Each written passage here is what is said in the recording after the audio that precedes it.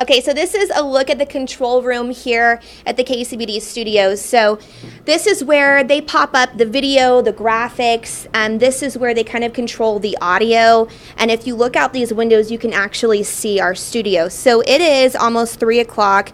John Bush does a lot of different jobs here. He helps with cameras, he helps run audio, probably a lot more. Right now he's again getting ready for the 4 o'clock, which I am going to do today because I'm filling in for Christy Harton. I normally do the noon news. So I've done the noon, I'll do the 4 o'clock, and then I'll do the 5 o'clock, and then I'll work on investigative reporting. So this is a look at our studio. And let's see, we've got Carrie. He's one of our forecasters here. Carrie, if this is for a class at Texas Tech, can you kind of tell us what a day in the life of Carrie looks like? A day in the life of Carrie. Wow, how many minutes do you have? We usually just look at normal, typical stuff during a weather in the summertime. Typically, we'll come in and look at computer models. I'll print them out and give you an idea of what we're looking at. They're coming directly from weather balloon data.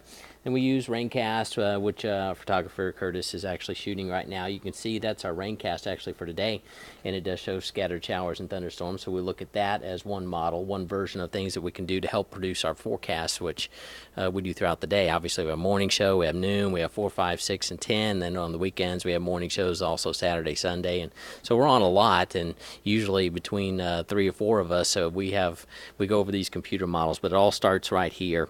So it involves all kinds of different variables. They are going to be watching this tomorrow, like around 10 a.m., 11 a.m. What does the weather look like tomorrow? Is it going to be hot? I think it's going to be hot tomorrow, and I don't think we'll see any more rain. We do have a slight chance today, but I think tomorrow we're going to be in great shape, and high-pressure bills should be sunny and hot for a few days. Okay, great. So there's your forecast. I hope that helps you out when you get out of class.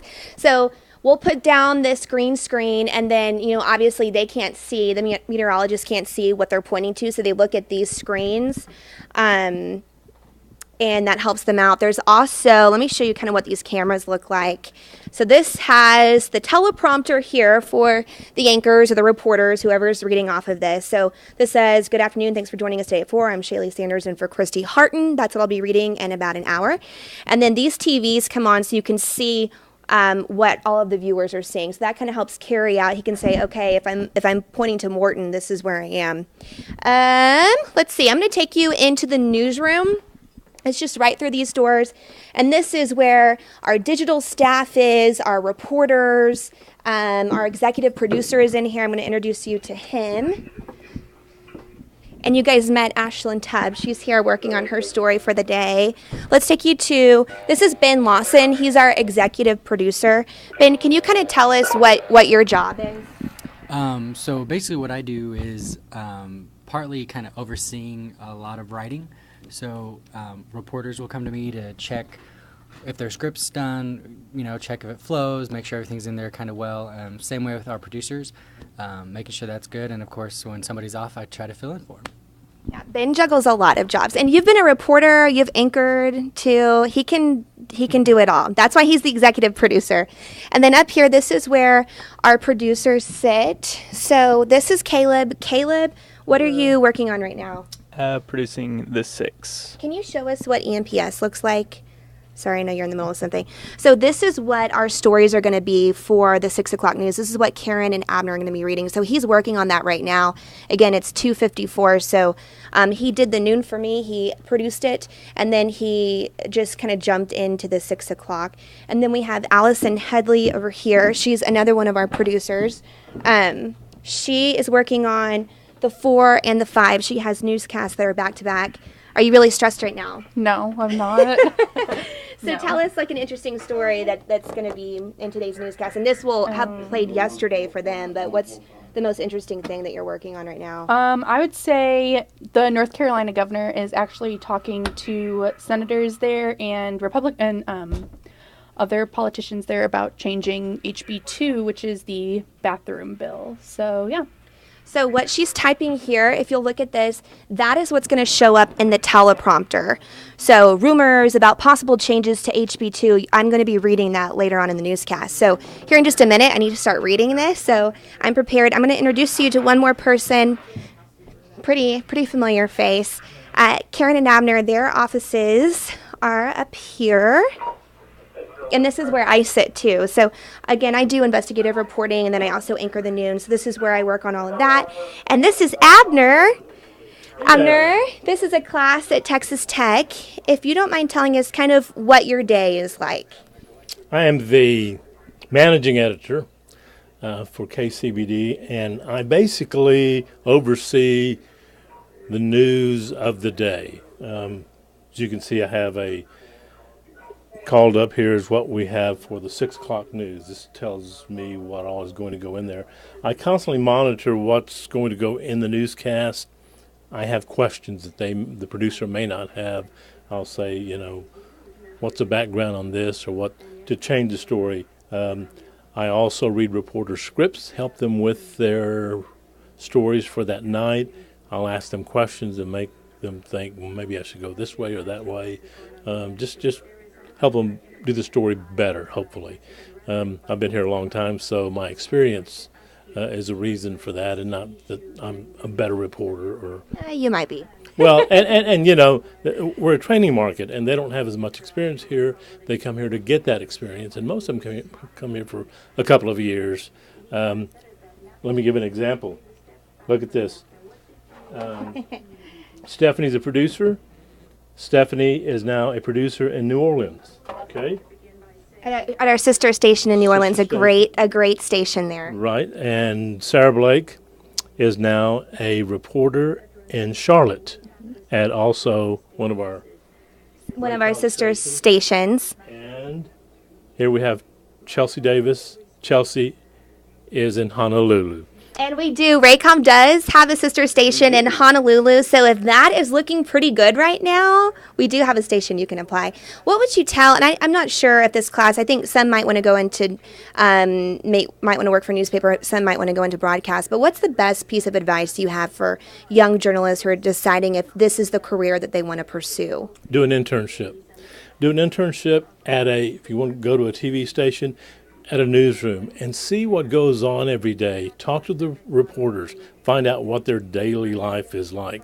Is that really something you want to do? Talk about, what are the sacrifices that you have to make early on. I've been here a long time, but for the first, I'm saying 10 years, I hardly ever took off holidays, and I worked whenever they asked me to work, because I was going to make it in the business, and I wanted to do whatever it took. So you make a lot of sacrifices at first, and you need to understand what those are and if that is what you want to do. And a lot of folks come in here and they see the excitement of a newsroom, but then they also see how much a reporter works individually. And you have to weigh. I love the excitement of a newsroom, and as you know, it's different every day. But there are things that we have to do. We miss a lot of things because we're like 24/7 here, and that's just something you have to consider. So, my advice would be a newspaper, TV station, radio station, whatever. Get in there, and as an intern, be a sponge. Learn as much as you can if you want to keep going. Some people have come here and they've decided this is not what they want to do. Others are like, I love this and this is what I want to do with my life.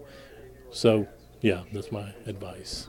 I remember when I was in school, somebody said, you'll probably work weekends, you'll probably work holidays, and I've done both of those things for years.